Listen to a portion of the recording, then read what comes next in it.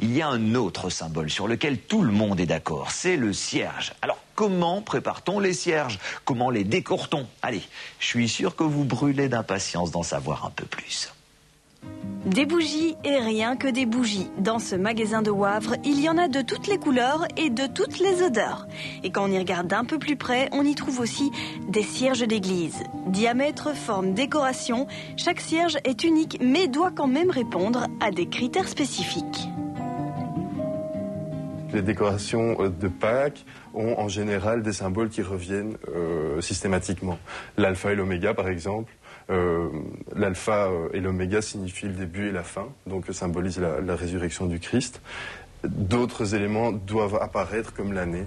Des motifs simples aux motifs plus travaillés, c'est dans l'arrière-boutique qu'on fabrique ces joyaux de cire. Pour les petits cierges, on met notamment beaucoup de paraffine, soit un dérivé du pétrole, et des restes de cire naturelle. Un mélange chauffé à 75 degrés. Le tout est récupéré et versé dans cette mini-usine à cierge. Au départ, un cierge, c'est une mèche continue qui entre dans un moule. La cire chaude et liquide s'écoule dans ce moule.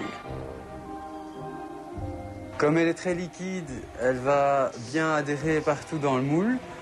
Et à l'intérieur de la machine, il y a un circuit d'eau qui tourne en continu et qui va refroidir ces moules.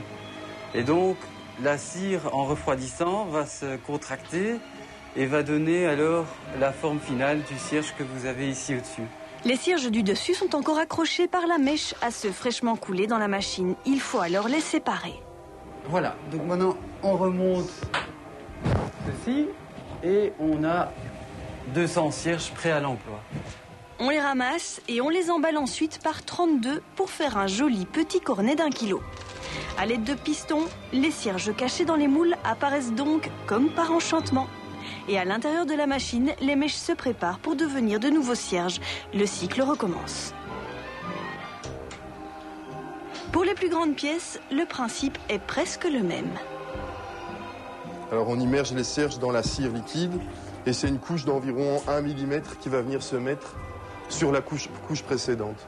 Il faut donc entre 80 et 100 trempages pour faire un cierge de 8 cm de diamètre. Chaque paroisse peut choisir la taille de son cierge en fonction de la grandeur de son édifice.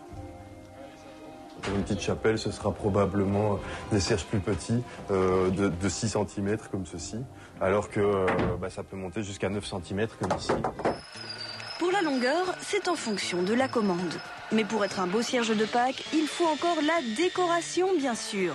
Jaune, rouge, bleu sont mélangés à la cire pour avoir une palette de couleurs. Le potage de pigments chauffé au bain-marie est ensuite coulé dans des moules en silicone. Plus la cire est chaude, mieux elle se fond dans les formes. Une fois durcie et peinte, la décoration passe 5 minutes au four, pas plus, pour que la cire ramollisse, histoire de prendre plus facilement la courbure du cierge. Restent les finitions, un travail de précision, de minutie et de patience. Pour un cierge comme celui-ci, comptez 70 €, emballer, c'est peser. Donc voilà, c'est chargé, direction Namur. Il reste à le livrer.